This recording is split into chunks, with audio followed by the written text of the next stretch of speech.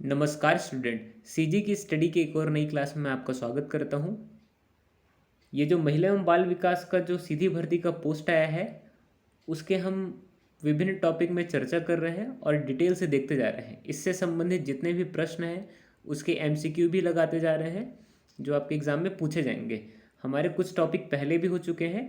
अगला टॉपिक जो है पोषण एवं स्वास्थ्य संबंधी जानकारियाँ, इसके बारे में हम डिटेल से देखेंगे और इससे संबंधित जितने भी प्रश्न पूछे जा सकते हैं संभावित, उसके बारे में भी हम वो जो प्रश्न उसको लगाते हुए आगे चलेंगे। तो हमारा ये जो टॉपिक है पोषण एवं स्वास्थ्य संबंधी जानकारियाँ, तो देखिए इसमें मैं आपको बताने से पहले ये चीज़ बता देता हूँ कि ये सिर्फ महिला एवं बाल विकास के लिए इम्पॉर्टेंट नहीं रहेगा। ये टॉपिक ये व्यापम के सभी एग्ज़ाम, व्यापम के बहुत से एग्ज़ाम हैं जिसमें इससे संबंधित टॉपिक है और इससे प्रश्न बनते हैं जो बहुत से एग्ज़ाम में आते हैं। तो इसको आप देखते चलेंगे और ये वीडियो को बीच में स्किप करके अगर आप देखेंगे तो इसमें आपको बहुत सारी चीज़ें समझ में नहीं आएंगी। तो ये वीडियो को आप स्किप करके नहीं, कंटिन्यू देखेंगे ताकि आपको समझ में आए। तो चलिए शुरू करते हैं। पोषण एवं स्वास्थ्य संबंधी जानकारियाँ, तो इसमें जो बताया गया है पोषण स्वास्थ्य एवं कल्याण का केंद्र बिंदु होता है। यह आपको काम करने के लिए शक्ति व ऊर्जा प्रदान करता है तथा तंदुरुस्त एवं बेहतर महसूस कराने में भी सहायक होता है। WHO के अनुसार पोषण का संबंध शरीर की आवश्यकता अनुसार आहार एवं सेवन से माना गया है। देखिए जो शरीर को जो हमारे लिए विशेष आहार होता है उसको हम शरीर में इंजेक्शन करते हैं। इंजेक्शन का अर्थ है खाना। तो जो हमारे शरीर को तंदुरुस्त रखता है और ऊर्जा प्रदान करता है वो सब पोषण आहार में गिना जाता है।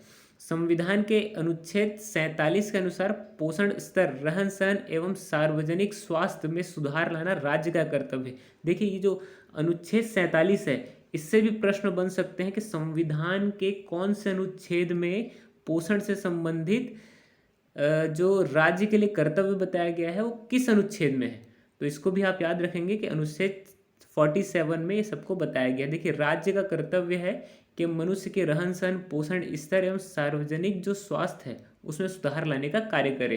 तो ये राज्य का भी कार्य है, यानी राज्य यानी जो राज्य की सरकारें हैं वो इनका कार्य होता है। तो इसमें आगे है हमारा कि पोषण, पोषण होता क्या उसको हम देखेंगे। पोषण, पोषण वह प्रक्रिया है जिसके द्वारा जीव भोजन प्राप्त करते हैं और भोजन जो है भोजन को साधारण रूप से अवशोषित होने वाले रूप में बदलते हैं। भोजन को जो साधारण रूप होता है उससे अवशोषित होने वाले रूप में बदलते हैं। जैसे कि हम भोजन को डायरेक्ट तो अवशोषित नहीं करते, उसको हम पहले चबाते हैं, उसमें जो विभिन्न प्रकार के एंजाइम हैं उसको मिलाते हैं, फिर उसके बाद उसको उस रूप में परिवर्तित करते हैं जो हमारा शरीर उसको अवशोषित कर पाए। फिर इसका प्रयोग शरीर के लिए आवश्यक पदार्थ बनाने में करते हैं। यानी जो हमारा शरीर है उसको अवशोषित करने के बाद विभिन्न प्रकार की ऊर्जाओं में बदलता है, जैसे कि फैट है, कार्बोहाइड्रेट है, प्रोटीन है, इसमें बदल के हमारे शरीर में ये स्टोर होता है और हमको ऊर्जा प्रदान करता है।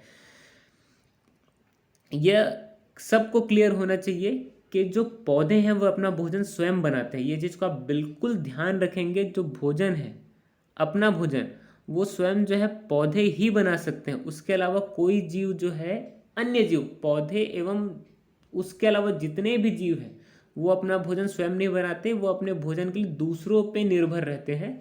ये चीज़ को ध्यान रखेंगे। पेपर में प्रश्न कई बार पूछा जा चुका है कि निम्नलिखित में से अपना भोजन स्वयं कौन बनाता है। तो हरे पेड़ पौधे जितने भी होते हैं वो अपना भोजन स्वयं बनाते हैं। और फिलहाल हम लोग महिला एवं बाल विकास के पर्पज से देख रहे हैं तो उतना डिटेल में उसमें नहीं जाएंगे। अगला जो हमारा टॉपिक है संतुलित आहार। देखिए संतुलित आहार क्या है इसके बारे में भी जरूरी है कि एग्जाम में प्रश्न आता है कि निम्नलिखित में से कौन सी चीज़ें संतुलित आहार के रूप में जानी जाती है। तो इसके बारे में पूरे डिटेल से देखेंगे। संतुलित आहार वह आहार है जिसमें सभी प्रकार के पोषक तत्व जैसे प्रोटीन, कार्बोहाइड्रेट, वसा, विटामिन, खनिज लवण और जल जो शरीर की ज़रूरत के हिसाब से मौजूद होते हैं उसे संतुलित आहार कहते हैं।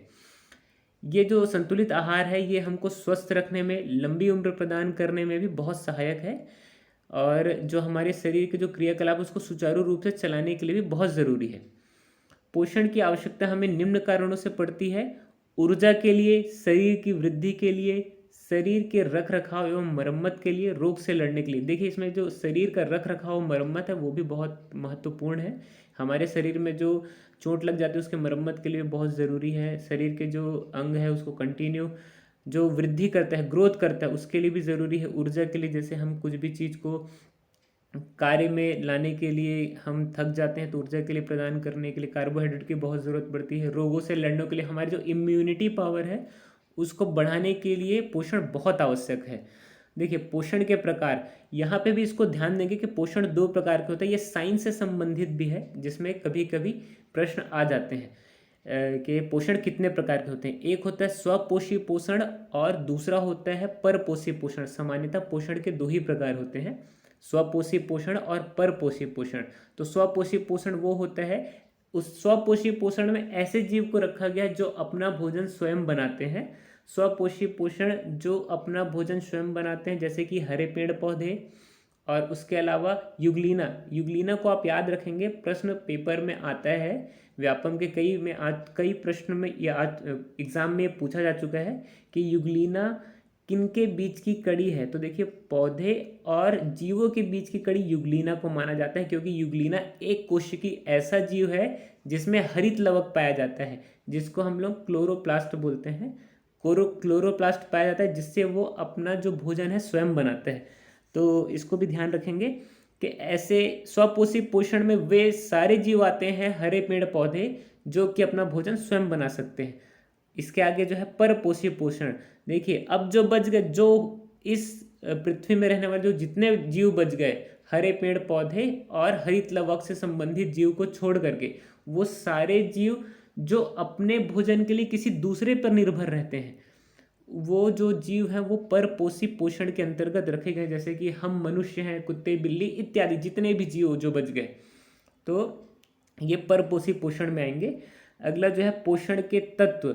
जो पोषण के तत्व है जो हमारे शरीर को आवश्यक होता है, हमारे शरीर यानी बच्चे, महिलाएं, इनके लिए जो आवश्यक होता है उसके बारे में हम डिटेल से चर्चा करेंगे। जो पोषण के तत्व है दो प्रकार के होते हैं, एक होते हैं मैक्रो न्यूट्रिएंट्स, मैक्रो यानी बड़ा, और एक होता है माइक्रो यानी छोटा, सूक्ष्म, छोटा जो न्यूट्रिएंट्स है। तो पहले इसमें है मैक्रो न्यूट्रिएंट्स, अधिक, जो हमारे शरीर को बहुत ही लार्ज क्वांटिटी में ज़रूरत पड़ते हैं पोषण के लिए, वे सबको मैक्रो न्यूट्रिएंट्स बोलते हैं। जो हमारे शरीर जिनके बिना अपना जो क्रियाकलाप है वो सुचारू रूप से नहीं चला सकता, जैसे कि कार्बोहाइड्रेट, प्रोटीन और वसा, ये जो तत्व है ये मैक्रो न्यूट्रिएंट्स हैं। देखिए ये व्यापम में प्रश्न आ चुका है कि निम्नलिखित में जो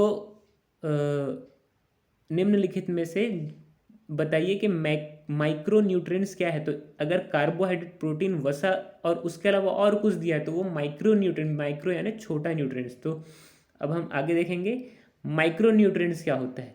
तो माइक्रो न्यूट्रिएंट्स ऐसे तत्व होते हैं जो कि हमारे शरीर के लिए कम मात्रा में आवश्यक है लेकिन बहुत ही आवश्यक होते हैं सूक्ष्म मात्रा में, जैसे कि है कोबाल्ट, क्रोमियम, तांबा, लोहा, आयोडीन, मैग्नीज, ये सारी चीज़ें जो है। देखिए लोहा कहने का मतलब ये नहीं है कि जो चारों तरफ लोहे पड़े हुए थे वो सबको आदमी खा ले।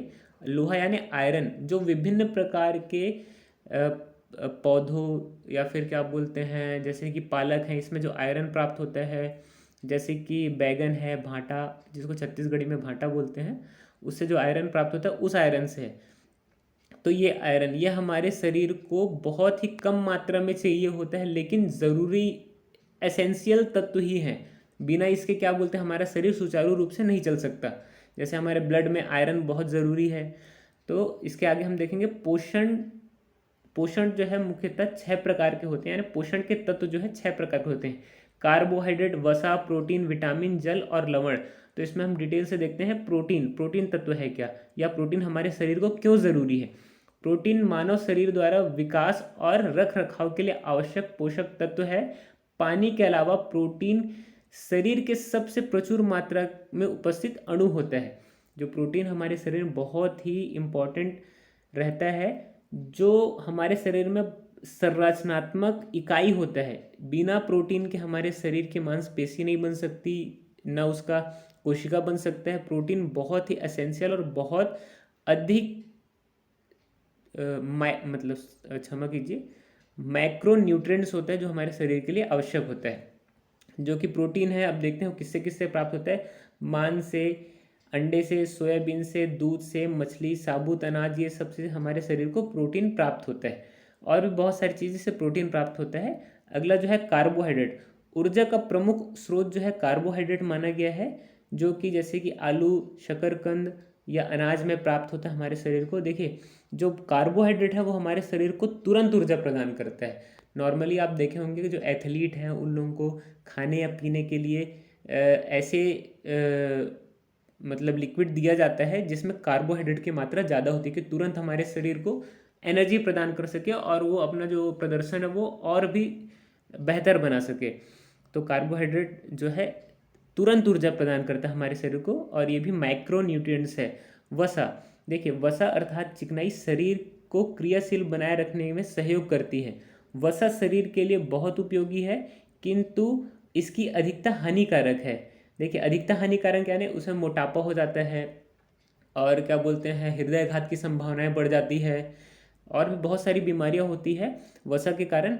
इसकी अधिकता हमेशा नुकसानदायक होती है शरीर के लिए। जितना ज़रूरत है उतना ही वसा लेना, और उससे अधिक होने पे मोटापा, ये सारी चीज़ें दिक्कतें होती है।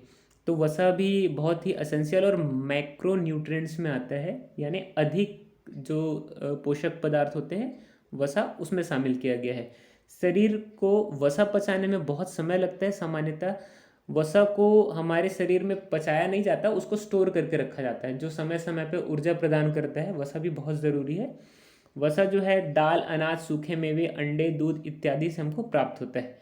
ठीक है। उसके बाद जो है विटामिन्स, विटामिन भी बहुत ही महत्वपूर्ण चीज़ है। देखो, विटामिन से भी बहुत सारे प्रश्न बनते हैं, इसलिए विटामिन को हम डिटेल से पढ़ेंगे, क्योंकि इसमें जो विटामिन्स है उसके बारे में, उससे बीमारी, बच्चों को होने वाली बीमारियां और जितनी भी चीज़ें हैं, यहाँ पे अगर आप स्किप करेंगे वीडियो को तो आपको ये समझ नहीं आएगा, और इससे आपके बहुत सारे प्रश्न बनते हैं जो एमसीक्यू से आगे हम इसमें चर्चा करेंगे। ये सामान्यतः कई प्रश्न आ चुके हैं इससे कि निम्नलिखित विटामिन से कौन सी कमी होती है, मतलब इससे कौन सी बीमारियां होती है, तो इसमें आगे ध्यान देंगे। देखिए, विटामिन ऐसे कार्बनिक यौगिक होते हैं, कार्बन से बने यौगिक को कार्बनिक यौगिक कहते हैं। कार्बनिक यौगिक होते, कार्बन यानी वो कार्बन सी वाला कार्बन। तो जितने भी कार्बन, मतलब कार्बन से मिलकर के जो ऐसे यौगिक होते हैं जो अल्प मात्रा में हमारे शरीर को ज़रूरत होते हैं, और यह एक प्रकार के उत्प्रेरक भी होते हैं। बिना इनके हमारे शरीर की जो क्रियाएं हैं वो सुचारू रूप से नहीं चल सकती। इसकी खोज 1911-12 के आसपास, देखिए कई जगह 12 दिया है और कई जगह 11 भी दिया है, तो 1911-12 के आसपास फंक द्वारा की गई थी। तो इसमें आगे हम पढ़ेंगे, विटामिन का डिटेल से पढ़ेंगे। यहाँ पे ध्यान देंगे, विटामिन सामान्यतः 2 प्रकार के होते हैं। देखिए, इससे भी प्रश्न बनता है कि निम्नलिखित विटामिन में से कौन से जल में घुलनशील है, कौन से वसा में घुलनशील। तो इसको भी ध्यान देंगे, बिल्कुल याद रखेंगे। यहाँ पे डाटा बेस क्वेश्चन स्टार्ट हो जाते हैं। तो विटामिन 2 प्रकार के होते हैं, जल में घुलनशील और वसा में घुलनशील। तो जल में घुलनशील विटामिन के बारे में देखेंगे। वे विटामिन जो जल में घुलकर अपने कार्यों को संपादित करते हैं हमारे शरीर में, उसको जल में घुलनशील विटामिन बोलते हैं। जैसे कि विटामिन बी या विटामिन बी कॉम्प्लेक्स, जितने भी बी वाले विटामिन जो हैं वो जल में घुलनशील होते हैं। और विटामिन सी, ये 2 विटामिन है जो जल में घुलनशील होते हैं। और अगला है वसा में घुलनशील विटामिन। तो वसा में घुलनशील जो विटामिन है वो 4 होते हैं, विटामिन ए, डी, ई और के। याद रखेंगे, ये जो 4 विटामिन के अलावा जितने विटामिन हैं सब जल में घुलनशील है। तो ये जो है विटामिन, देखिए वसा में घुलनशील का मतलब है ऐसे विटामिन जो वसा में घुलकर हमारे शरीर में होने वाली क्रियाओं को कंट्रोल करते हैं। ये विटामिन 4 प्रकार के होते हैं, विटामिन ए, डी, ई और के। इसको बिल्कुल याद रखेंगे। आगे हम देखते हैं विटामिन और विटामिन के रासायनिक नाम, और उससे होने वाली उसकी कमी से होने वाली रोग, और उसके स्रोत क्या है, तो उसको ध्यान से करेंगे। जो चीज़ें यहाँ पे तो बिल्कुल ध्यान देंगे, क्योंकि यहाँ पे से आप अगर वीडियो स्किप करते हैं तो आपका हो सकता है इससे संबंधित प्रश्न ना बने। तो विटामिन ए, देखिए विटामिन ए सबसे पहले याद रखेंगे कि विटामिन ए जल में घुलनशील है कि वसा में। तो याद रखेंगे ये वसा में घुलनशील विटामिन के बारे में बात कर रहे हैं हम। तो देखिए, जो विटामिन ए है उसका रासायनिक नाम रेटिनॉल है। रेटिनॉल रेटिना से लिया गया है, जो आँख से संबंधित है। एकदम ध्यान रखेंगे कि विटामिन ए फॉर एप्पल ना, उसका रासायनिक नाम रेटिनॉल है, जो कि आँख से संबंधित है, आँख की रेटिना से संबंधित। तो इसकी कमी से जो रोग होता है बच्चों में, रतौंधी रोग होता है। रतौंधी यानी शाम के टाइम दिखाई नहीं देना या अंधापन, इसको रतौंधी रोग बोलते हैं। तो ये चीज़ बिल्कुल ध्यान रखेंगे। और इसके जो स्रोत हैं, गाजर, अंडा, दूध, फल। सामान्यतः गाजर जो कैरेट होता है उसमें बहुत ज़्यादा मात्रा में विटामिन ए होता है, तो विटामिन ए का जो मुख्य स्रोत गाजर को माना जाता है, इसको ध्यान देंगे। अब विटामिन बी 1, देखिए बी के जितने भी विटामिन हैं, चाहे B 1, B 2, B 5, B 7, B 12, जितने भी विटामिन बी कॉम्प्लेक्स है, ये जल में घुलनशील विटामिन है, जिसके बारे में हम डिटेल से भी देखेंगे। नॉर्मली इससे बहुत ही महत्वपूर्ण प्रश्न बनते हैं, देखेंगे। विटामिन बी वन का जो रासायनिक नाम है थाइमीन, ठीक है। इससे जो बच्चों में होता है बेरी बेरी रोग होता है। विटामिन बी 1 की कमी से कौन सा रोग होता है? बेरी बेरी रोग। और इसका जो रासायनिक नाम है वो थाइमीन है, और इसके मुख्य स्रोत है मूंगफली, आलू, सब्जी। अगला जो विटामिन है विटामिन बी 2, इसका रासायनिक नाम राइबोफ्लोबिन। इसकी कमी से होने वाला रोग है त्वचा का फटना, आँख संबंधी कुछ कुछ रोग हैं। और इसका जो स्रोत है वो अंडा, दूध, हरी सब्जी है। विटामिन बी 3 का रासायनिक नाम है पेंटोथोनिक अम्ल। इसकी कमी से होने वाला रोग जो है पैरों में जलन, बाल का सफ़ेद होना। सामान्यतः आजकल देखेंगे हर किसी का बाल सफ़ेद हो रहा है, तो बाल का सफ़ेद होना याद रखेंगे बी 3 के कारण होता है। इसका जो स्रोत है मांस, दूध, टमाटर, मूंगफली इत्यादि। अगला जो है विटामिन बी 5, देखिए विटामिन बी 5 का जो रासायनिक नाम है नियासिन है। इसकी कमी से होने वाला रोग है वो जो मानसिक है, बच्चों में होने वाला पेलाग्रा रोग जो है विटामिन बी 5 की कमी से होता है। ये मोस्ट इंपॉर्टेंट है, इसको याद रखेंगे। जो पेलाग्रा रोग होता है विटामिन बी 5 की कमी से होता है। ये जो है प्रश्न कई बार पूछा जा चुका है। इसके जो स्रोत हैं मूंगफली, आलू, मांस। सामान्यतः बहुत सारे में कॉमन रहेगा कि जो इसके स्रोत हैं उसको आप कंफ्यूज ना होंगे। इसमें अगला जो विटामिन है विटामिन बी 6, इसका रासायनिक नाम है पैराडॉक्सिन। इसकी कमी से होने वाला रोग है एनीमिया, त्वचा का रोग। ये बिल्कुल याद रखेंगे कि एनीमिया बी 6 की कमी से होता है। नॉर्मली बी 12 की भी कमी से होता है एनीमिया, और बी 6 की कमी से। तो उसका जो नाम है पैराडॉक्सिन, जो कि क्या बोलते हैं एनीमिया का मेन मतलब उसकी कमी से एनीमिया होता है। अगला जो विटामिन है, यहाँ पर प्रिंटिंग मिस्टेक हो गया है, बी 7, जिसका रासायनिक नाम है बायोटीन। इसकी कमी से होने वाला रोग बालों का गिरना, चर्म रोग है। और इसका जो मुख्य स्रोत है वो ईस्ट, गेहूं, अंडा है।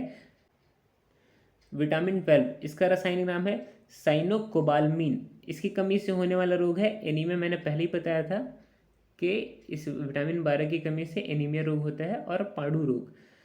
इसके जो स्रोत है वो मांस और दूध। देखिए एक चीज़ याद रखेंगे कि खून संबंधी बीमारी विटामिन बी के कारण हो रहा है, और चर्म रोग से संबंधित बीमारी विटामिन बी से संबंधित है। तो अगर ऑप्शन में रहेगा विटामिन बी या विटामिन ऐसे क्लियर कर दिया रहेगा कि विटामिन बी 12 या बी 6 की कमी से एनीमिया होता है, तो उसको आप ध्यान देंगे। और अगला जो विटामिन है विटामिन सी, इसको सबसे पहले ये ध्यान देंगे कि विटामिन सी जल में घुलनशील है, वसा में। वो मैं पहले बता चुका हूँ कि वसा में घुलनशील है। इसका रासायनिक नाम है स्कर्विक एसिड। देखिए यहाँ पे स्कर्विक एसिड नाम है, और इसकी कमी से जो रोग होता है उसको स्कर्विया बोलते हैं। तो स्कर्विया और मसूड़ों में जो तकलीफ होती है उसको स्कर्वी बोलते हैं। और जो इसके आगे है, इसका जो स्रोत है खट्टे फल, आंवला, नींबू, संतरा, ये सारी चीज़ें होती हैं। तो स्कर्विक एसिड से स्कर्विया होता है। और विटामिन सी, ये बिल्कुल याद रखेंगे। विटामिन डी, देखिए विटामिन डी जो है कैल्सीफेरॉल, इसका रासायनिक नाम है। इससे संबंधित बच्चों में जो रोग होता है वो रिकेट्स रोग होता है। और इसका जो स्रोत है सूर्य का प्रकाश, दूध, अंडा। देखिए सूर्य का प्रकाश जो है हमारे शरीर में पड़ता है, तो हमारा शरीर विटामिन डी स्वयं से बना लेता है। तो इसको भी ध्यान रखेंगे कि विटामिन डी का स्रोत क्या है और इसका रासायनिक नाम क्या है, और बच्चों में होने वाला रोग। विटामिन ई, तो विटामिन ई जो है उसका रासायनिक नाम टोकोफेरॉल है और इसकी कमी से होने वाला रोग जनन शक्ति में कमी हो जाती है। इसके स्रोत हरी सब्जी और मक्खन और दूध है। उसके बाद विटामिन के जो है रक्त से संबंधित है, इसको बिल्कुल याद रखेंगे कि रक्त का थक्का जमना जो प्रक्रिया है वो धीमी हो जाती है विटामिन के की कमी से। तो विटामिन के भी बहुत ज़्यादा इम्पोर्टेंट होता है। ये धनिया को याद रखेंगे, जो हरा धनिया है उसमें, और टमाटर, हरी सब्जी, दूध, ये सब में पाया जाता है। अब देखते हैं कुपोषण। बच्चों में जो कुपोषण पाया जाता है, बच्चे और महिलाओं में, उससे संबंधित जो प्रश्न बनते हैं उसको भी ध्यान रखेंगे कि कुपोषण होता क्या है और कुपोषण किस किस प्रकार से हमें प्रभावित करता है, इसको ध्यान रखेंगे। और इससे ऊपर जो मैं बताया हूँ उसको भी बिल्कुल ध्यान रखेंगे। देखिए अगला जो हमारा कुपोषण, ठीक है, कुपोषण वह अवस्था है जिससे पौष्टिक पदार्थ और भोजन की अव्यवस्थित रूप से लेने के कारण शरीर को पूरा पोषण नहीं मिल पाता। यह एक गंभीर स्थिति है। कुपोषण तब भी हो सकता है जब किसी व्यक्ति के आहार में पोषक तत्वों की सही मात्रा नहीं होती। देखिए ये ज़रूरी नहीं है कि हम पेट भर खाना खा लें, अगर हमारे भोजन में जो पोषक तत्व है वो सही मात्रा में नहीं होगा तो भी हम कुपोषण के शिकार हो सकते हैं। चाहे हम किसी भी प्रकार का भोजन करें, उसमें आपका सही मात्रा में कार्बोहाइड्रेट, प्रोटीन, वसा, विटामिन, खनिज लवण, ये सारी चीज़ें होना चाहिए जिससे हमें पोषण प्राप्त हो, ताकि हम कुपोषित नहीं रह पाए। तो ये ध्यान रखेंगे कि जो कुपोषण है वो सही ढंग से भोजन और सही ढंग से पोषक तत्व हमारे शरीर को नहीं मिल पाता, जिसके कारण हम कुपोषण के शिकार होते हैं। हम यानी बच्चे, महिलाओं के बारे में विशेष हम ध्यान दे रहे हैं, इसमें सभी को आप शामिल कर सकते हैं। कुपोषण के प्रभाव, देखिए कुपोषण के क्या प्रभाव हैं। शरीर को आवश्यक एवं संतुलित आहार लंबे समय तक नहीं मिलने से बच्चे और महिलाओं की रोग प्रतिरोधक क्षमता कम हो जाती है, जिससे वह आसानी से कई तरह की बीमारियों के शिकार हो जाते हैं। और बच्चे और स्त्रियां, अधिकांश रोग का जड़ कुपोषण ही होता है। स्त्रियों में रक्त अल्प होना, घेंघा रोग, बच्चों को सूखा रोग, रतौंधी, अंधापन, कुपोषण के इस प्रकार की बीमारियां दिखाई देती है। देखिए किसी भी प्रकार का कुपोषण है उससे महिलाएं और बच्चों को बहुत सारी बीमारियां लग जाती है, तो कुपोषण के प्रभाव उनके शरीर में देखे जा सकते हैं। देखिए ये महिलाओं और बच्चों से संबंधित है, तो स्पेशली हम उसमें फोकस करेंगे। कुपोषण में अधिक, क्षमा चाहता हूँ, कुपोषण बच्चों में अधिक फैलता है। 6 माह से 3 वर्ष तक के बच्चों में तीव्रता से फैलता है। कुपोषण गर्भकाल से ही शुरू हो जाता है, ये चीज़ को बिल्कुल ध्यान रखेंगे। कुपोषण गर्भकाल से भी शुरू होता है और 6 से 3 महीने, यहाँ पे भी ध्यान रखेंगे सर्वाधिक किस महीने अंतराल में फैलता है, तो 6 माह से 3 वर्ष के बीच में। अब इसको देखेंगे अल्प पोषण और अति पोषण, जो अंडर न्यूट्रिशन है, ओवर न्यूट्रिशन, इसको भी ध्यान रखते हुए चलेंगे। ये सिर्फ आपकी जानकारी के लिए मैं बता रहा हूँ अंडर न्यूट्रिशन और ओवर न्यूट्रिशन को। अगर आपको पर्याप्त पोषक तत्व नहीं प्राप्त हो रहा है तो उम्र के हिसाब से आपकी ऊंचाई और वजन कम हो जाता है। इसके अलावा ऊंचाई के हिसाब से वजन कम होना अल्प पोषण के लक्षण है। देखिए आपका शरीर जो है वो लंबा हो जाएगा लेकिन ऊंचाई के हिसाब से आपका वजन नहीं बढ़े रहेगा, तो इसको अल्प पोषण बोलेंगे। और आपका वजन के हिसाब से लंबाई नहीं बढ़ी रहेगी तो इसको भी अल्प पोषण की कैटेगरी में रखेंगे। अति पोषण, ओवर न्यूट्रिशन, यदि पोषण तत्वों को प्राप्त करने से आपका शरीर मोटा, अधिक वजन और आहार संबंधी गैर संचारी रोग आपको हो जाते हैं, जैसे कि हृदय रोग, स्ट्रोक यानी हृदयाघात, मधुमेह, कैंसर, ये होता है, तो आप ओवर न्यूट्रिशन के शिकार हैं। तो इसको भी ध्यान देते हुए, इस सिर्फ आपकी जानकारी के लिए है, वैसे इसको नॉर्मली कोई बताता नहीं है। अगला जो है कुपोषण के लक्षण। देखिए कुपोषण के बहुत सारे लक्षण होते हैं, वो आप चारों तरफ आप देख सकते हैं। हर समय थकान महसूस होना, ऊर्जा में कमी होना, संक्रमण से उबरने में लंबा समय लगना, चिड़चिड़ापन इत्यादि, जैसे कि आपका घाव नहीं भरता है या फिर आप रूखे रूखे रहते हैं, चेहरे में चमक नहीं होती है, आप निषाद में रहते हैं, शांत रहते हैं, ये सब कुपोषण के शिकार हैं। आप मतलब आपके हर चीज़ में स्लोनेस दिखाई देता है, ये कुपोषण के लक्षण देखा जा सकता है। आज हमारा कुपोषण से संबंधित पूरा टॉपिक क्लियर हो गया है। इसमें जितने भी टॉपिक्स मैंने डिटेल से बताए हैं उसको आप याद रखेंगे और इसमें विटामिन वाला सेक्शन को स्पेशली ध्यान देंगे, क्योंकि इसके रासायनिक नाम भी आपके कई एग्जाम में पूछे गए हैं और इससे संबंधित रोग भी। और जो भी रहेगा अगला टॉपिक जो है मैं आपको अगली वीडियो में प्रोवाइड कराऊंगा, और इसके जो MCQs हैं उसकी वीडियो मैं आपको तुरंत अपलोड करके आपके तक पहुंचाने की कोशिश करूंगा। और जो भी रहेगा और जितने भी टॉपिक्स उसको कंटिन्यू हम करते रहेंगे आगे की वीडियो में, और इसको आप ध्यान देंगे। और एग्ज़ाम के लिए आपको बेस्ट ऑफ लक, और जो भी इसको ध्यान से आप नोट्स बनाएंगे। और मिलते हैं अगले वीडियो में। धन्यवाद।